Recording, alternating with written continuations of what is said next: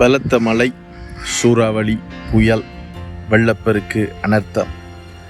நீங்கள் எல்லோரும் நலமாய் சுகமாய் காப்பாற்றப்பட்டிருப்பீர்கள் ஆண்டவருடைய இரக்கத்தினாலே என்று சொல்லி நான் ஆண்டவருக்குள்ளாக விசுவாசிக்கிறேன்.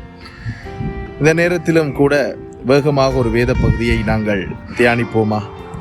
சங்கீதம் 119 2வது வசனம் சொல்லுகிறது, அவருடைய சாட்சிகளை கைக்கொண்டு முழு இருதயத்தோடும் அவரை தேடுகிறவர்கள் பாக்கியவான்கள் என்று சொல்லி.